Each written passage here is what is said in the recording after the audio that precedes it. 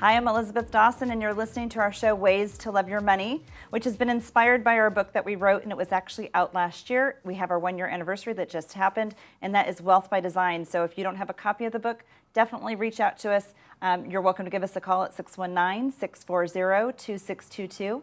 And without further ado, I'd love to have wonderful guests on the show. And I have a dear friend of mine, and he's in the commercial lending when it comes to commercial businesses, maybe properties, maybe businesses of the like, partnerships. And we're going to talk about what this all means. So my dear friend here, Tom Welch, thank you so much for being on the show and sharing your wisdom. Yes. Thank you for inviting me. I really appreciate it. You're welcome. So, yeah, it's been quite a week for me because I just had surgery last week on my foot, so I've got this beautiful boot on my foot, but we're kind of hiding it with the camera, so it's great. You still look great. Thank you. You do too. You do too. And I know you're getting ready to go on a vacation, so you're excited exactly. as well. Yes. I know. No better time than the present to go on a vacation, right? Right. So it takes us so much more work to get ready to go on vacation, and then we just...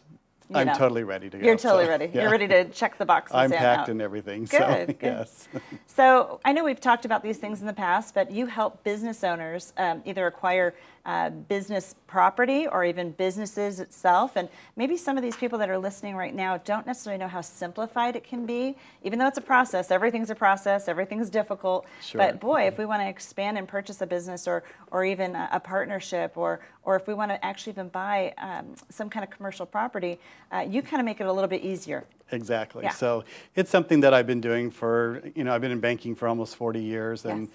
I do SBA lending, which is a little bit, it's a different kind of program. It's sponsored. It's guaranteed by the federal government. So, smaller businesses, the program is about 70 years old, and it's been around for a long time to help small businesses grow. And businesses that get SBA lending, they're like 300 times more successful than businesses that don't. Why is that? So, because of the programs, the way that they're set up. So, most of the time in commercial lending, we don't want to do really long-term loans. And so what the SBA does is they do offer these longer-term loans that help your payment be lower, and it gives you more time to pay the loan back. And also they offer lower down payments, so that keeps the capital in your business and running in your business every day. And we were just talking that the down payment is fairly low. What is that down payment? So, like if you want to purchase a business, you could come in with as little as 10%, and we're going to finance 90% of the business for you. Wow. So, and we'll do that over a 10-year period. So just like on residential, is there a kind of a prepayment penalty, or is there a property mortgage insurance? Because if we're only putting 10% down, couldn't that be part of the issue as well? So there's no PMI, no private mortgage insurance on a government guaranteed loan. No, there's no prepayment penalty either. So on loans that are 15 years or less, no prepayment penalty. So it's on the longer term loans, like maybe you're going to want to buy a piece of real estate for your business. Well, we're going to make that loan for 25 years. And so, depending on which program you choose, the prepayment penalty can be anywhere from 3 years to 10 years. So 3 years to 10 years, but it can go as long as 25. The loan will go for 25 years. So tell me a little bit about how the structure of these loans are set up. Let's say it's a commercial building. What does that kind of look like? Well, and we can do two things. I mean, say like, in San Diego, it's very difficult to find, a building that you can actually walk in and purchase now. I mean, they're hard to come by. So we can do construction loans. So if you were able to find a piece of land and you wanted to actually build a building for your business, we'll do the construction loan for it. So how does that work? Do you have to pay for the land first, or can you build that into the SBA loan too? It's all wrapped into one loan. So, and most of the time when you do a construction loan, you have to go out and get construction financing, and then you get your permanent financing. Well, with the SBA program, you save money because it's all one loan. It just converts. Wow. So how do they make that work? I mean, do they have to bring bids, quotes, things like this when they're going through the escrow process? If you were gonna do a construction loan, then you got to go out and find a contractor and get bids, and you have to be able to pull your permits, and I have to review all of it and make sure that it makes sense. So the sale doesn't necessarily have had to close escrow yet for all these different pieces in the background starting to work. No. So typically, if you're purchasing a piece of land and you're going to construct on it, we're going to probably say you better get 120-day to 150-day escrow, so you have time to, because it's going to take 90 days to get your permits. So it's not your average 30-day escrow that everybody wants to close their residential properties on, right? Yeah. No, on a commercial loan, you could expect it to be 45 to 60 days. Okay. So So if you were talking to business owners out there right now who don't really think that they have this option, maybe they're thinking they have to put 20 to 30% down on a conventional loan, what would you say to them are their opportunities today? Well, I mean, as we know, rents are just keep on getting higher and higher in San Diego. Okay. And with owning your own property, I mean, you're able to, you're going to be able to depreciate it. You're going to be able to, to write off the interest expense. Yes. And you're building, equity in a property. For your retirement, really. So, and most of my clients that do purchase buildings and use them, I mean, eventually they're going to sell their business. Okay. But they'll keep the property and continue to lease it, and it'll be additional income for them once they retire. Okay. So, is there like a size range of like the average, or what's the lowest SBA loan that you've done for someone today? I'd start out at around $100,000. Okay. So, Okay. so you have a small business that wants to grow, too. I mean, I just finished. I'm working on one right now for $150,000, where they're going to buy their own business. Okay. It's an existing business here in San Diego. Sure. They happen to have quite a bit of money that they want to put down. They want to keep their payments really low, but Sure. it helps them, buy a business and start to, generate their own income for themselves. Well, I have a question about that, but I do want to ask, what's some of the larger loans that you've done too? Because I know you have a very wide spread on this, right? Yeah. There are two SBA programs that we really focus on. There's Okay. an SBA 7A program, and that program does anything that you can think of for a business, like all of these options that we're talking about. And then there's an SBA 504 program. Okay. So that program is typically just used for real estate. Okay. And the nice thing about it is the bank does a 50%, let's say you have $1 million loan. We'll do 50% of the total project of $1 million. All right. The SBA does a second for 40, and the borrower puts in 10. Wow. The 40% is fixed for 25 years. Okay. So, and we don't have that in commercial lending. The No. longest we can fix it for is maybe 10, 15 years. So Well, that's interesting because, just recently over the weekend, I saw this commercial for buying a home, and this is years ago, back prior to 2008, that for residential they were saying, oh, well, you don't have to put a penny down to acquire that property. I mean, this is actually more intriguing when it comes to business, that 10% down is still less than, what the average, retail consumer can put down on a residential property, but 10% without any kind of penalties or any kind of property mortgage insurance, it's pretty amazing. I just don't think most business owners think that they can do some of these things. Exactly. That's exactly right. So, and we'll even do office condos. I'm working on an office condo right now too. So it doesn't have to be a standalone commercial building. It can be a condo. But the biggest trick with the SBA lending is we don't do investment property. Okay. So we only do owner-user property. So your business has to occupy 51% of the space of the building.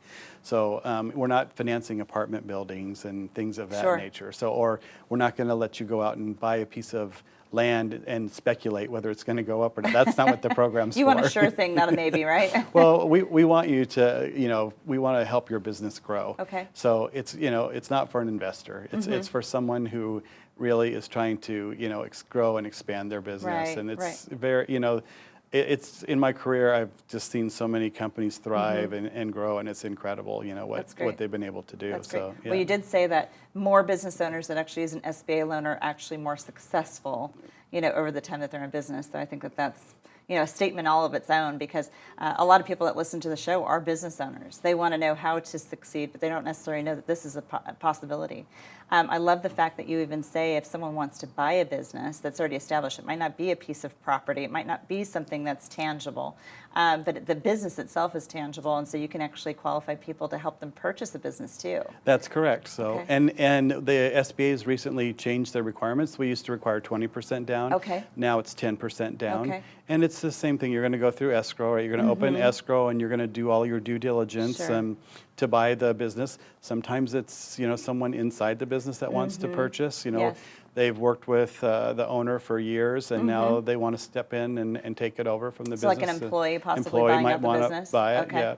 But I do see a lot of more like middle market managers that are leaving corporate America and they want to own their own business. And so, they're able to purchase it. And there's a lot of excellent opportunities out there because there's so many baby boomers that are retiring, and so right now I've been really seeing that ramp up in the last couple of years. I've done a lot of business acquisitions. Well, I have a couple of partnerships that they're trying to sell their business right now. So what is the, I guess, the highest amount of an SBA loan if they're trying to sell their business that they can actually have a buyer, get for them to be able to purchase? You can go up to $5 million with an SBA loan. So so the really large transactions, I mean, that's not going to be an SBA loan, but a $5 million business is probably that's a pretty decent size for a business, right? Yeah, yeah, it's a pretty decent size. But yeah, I mean, it on the 504 program when we were talking about that. It actually, the second can go up to $5 million. So you could probably buy a $10 or $12 million SBA building with an SBA loan. So when they have to go and qualify for those things, their financials have to prove that they can do this, right? Exactly. Even with the SBA. Yeah, because it's a little bit different. If they're buying the business, it's going to have all this revenue, but yet they don't have all that revenue to show to buy it. So how does that kind of work? Well, we get the seller's tax returns for the last 3 years, and we have to be able to verify them with the IRS. So we get a 4506 form. Everybody knows how to sign those. Whoever's bought a piece of real estate, they've had to sign one of those check before. Check those tax returns. So we check those. I mean, and then the deal's all underwritten based on the tax returns, and we do require that a business appraisal be done to justify the value. So sometimes the value might be overstated. I'll do the initial evaluation. Sure. And I'll kind of coach, the borrower as to whether it's a fair price or not. But ultimately, the appraisal will, determine that. But I get pretty close to what the appraised value is. Well, and I think it's interesting too because there's young entrepreneurs out there. Maybe the top end of the millennials or the Gen Xers, right? That maybe want to go in and buy a business, but they think they have to come up with their own money to pay for it. This is a huge solution for the fact that the seller that's selling the business, it's basically their tax returns are going to support them on this. That's what I think I'm hearing from you. Exactly. So the success of the business of someone coming in is the previous seller that's getting out of the business. So I think that's powerful. I think it's really powerful. Yeah, and it it's really up to the borrowers to do their due diligence. Yes. I can only help you on the financial side of it, right? You have to dig in, and I do recommend too that you do an asset purchase and not a stock purchase. So tell me a little bit about those. What's the difference between those? Well, an asset purchase, you're actually buying just the assets of the business. Versus a stock purchase where you're actually buying the company and you're going to own that company and you're going to take all the liabilities, all the potential lawsuits or anything that are out there. So unless you have worked in that business and you've been there for 10, 15, 20 years and you know where all the bodies are, you don't want to assume someone else's liabilities. Probably 95% of the deals that we do are well, the stock is based on the valuation of the business, right? Yeah. It's well, they're both sometimes the assets, there's not as much in assets left. They've probably been depreciated over quite some time. But you'll readjust them. So when you they may have been fully depreciated, but when you sell the business, they really still have well, most of them still have value. So you will actually determine between the buyer and the seller, you come up with an allocation of the purchase price. So you'll assign so much to the furniture and fixtures, so much to goodwill, so much to equipment. So together you have to come up with that. So Well, I'm sure you have to work with someone that can evaluate the business or the appraisal of the business. Like you said, you want them to do an appraisal of the business, not just on what someone says it's worth, right? Right. You want them to know it's a tangible value for that, so you're not overpaying or underpaying. Everyone wants to underpay, but at the same time, you want to make sure you can qualify for these, whatever the selling price really is. But there is a big factor of a lot of these businesses. They are based on goodwill because of the cash flow that is derived from the business and the name of the business. If it's been around for a long time. I mean, most of the businesses that you see today are service businesses in the United States. So you're not going to have a whole lot of fixed assets. Now, every once in a while, I get lucky and there are fixed assets, and sometimes they're buying the business and they're buying the building. The owners want to get out completely, and so you end up with the best of both worlds. You own the real estate and the business. So there's lots of people listening right now. A lot of business owners, a lot of entrepreneurs, maybe people that are trying to retire from their day job into something that they're earning their own business. What do you want to say to them right now that maybe will intrigue their attention to want to talk to you a little bit more, reach out to you through us, however it might be, because I think that there's so much of this knowledge that's not really readily available to people And my saying always goes, you need a professional for everything. Right. You can't just do this on your own. You need someone to have guidance with you. So to encourage some of these people that are listening that have been thinking about, purchasing a building or purchasing a business or a partnership, whatever that might be, or even selling, that these are options so that they can put them on the table. What do you want them to hear today? Well, I think people, over the years have heard that SBA loans are very difficult and can be really time consuming. Okay. But, they've been simplified a lot now, because in prior years they used to be underwritten by government employees. Oh. So the actual approval would have to go to the district office here in San Diego, Oh, wow. and each one had to be underwritten by an underwriter there. Now the banks have been given the delegated authority to underwrite on behalf of the federal government. Okay. And so you don't really need to be afraid of it. I'm the one who's going to help you put the application together. If you need me to, I'm going to come to your office. I'm going to help you fill everything out and help you understand it. I'm going to make it easy for you. Sure. And I think that's what my clients like about me, because I don't like to have to deal with things that I don't understand or don't know. And so I even have to remind my employees, I'm like, please don't use jargon. Because remember, we do this every day. The clients don't. They're scared to death. This is their first time. Sure. And so I just try to make people feel relaxed and, try to help them through the whole process. I, had a client today that his business has grown dramatically since, I met him. But he's still so busy, and it's difficult for him to get information. But I know if I go sit in front of him, I'll have his attention, and I'll get everything that I need to make the deal come together. Well, sometimes that little bit of hand-holding makes things so much better. Exactly, yes. We talk sometimes about homes being, your primary home being your largest financial purchase in your life. But in this situation, it could be your business. Right. It could be much larger than any personal loan that you have. So it does need to be treated with great guidance, great advice, great information. So tell me a little bit about the company that you're with right now. And I know you've been with many different banks in San Diego, but your expertise of almost 40 years in this industry of doing these types of loans is so powerful all on its own. What would you like to say about National? Well, Neighborhood National Bank is a small community bank. It's one of the few community banks that are left here in San Diego. And it's something that's called a CDFI bank. So it's a community development financial institution. We're the only CDFI bank in San Diego. And so, our mission is basically to reach out to underserved markets as well. So the bank's been around for 21 years. We've been in the South Bay, for the entire time, and we're expanding. Now we're kind of moving into all of Southern California. I have clients all over Southern California, and so the bank's wanting to expand their territory and where we bank. So, but just because we're in the South Bay doesn't mean that we're not accessible. Right. People don't come to the bank anymore. So, I mean, we give all of our clients, a remote deposit machine so they can scan their deposits. They don't have to come to the bank any longer. With all the technology that we have out there now, mobile banking and online banking, we really make it easy. And once again, we come to you, we install everything in your office, make sure that it works. And because, a lot of people don't want to come to the bank anymore. Well, that personal touch is so important. Yeah. Doing business the old-fashioned way, I think, is still so important. It's not just a transaction anymore. Well, Tom, thanks so much for spending some time with me today and really talking to some of these entrepreneurs and business owners out there, and maybe even somebody that's thinking that they want to go into a business but they just didn't know the means or how to do it. So I think it's a really powerful message. And, I want to be able to invite people to come and, call so that maybe you can help them do an analysis to see if they can actually qualify for something. I'd be happy to do it. I do it every day and glad to help them in any way that I can. So, yeah.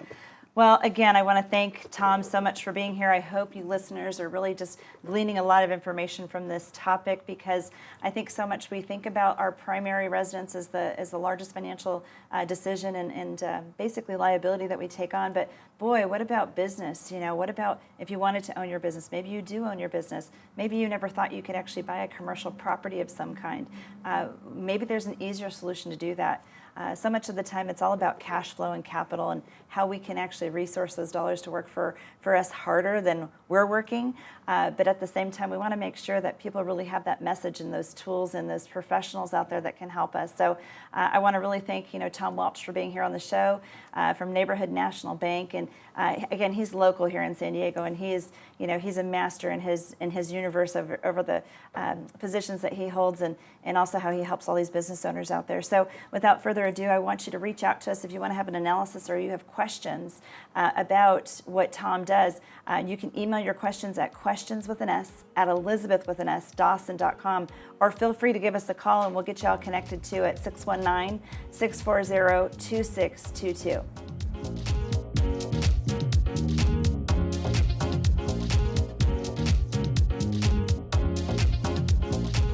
The information provided in this show is for informational and educational purposes only. This show is not investment advice, nor is it intended to address the financial needs of any particular viewer. The opinions expressed on this show are not intended to be an endorsement of any particular investment strategy or service of any other kind. You must make an independent decision regarding investments or strategies mentioned throughout the show.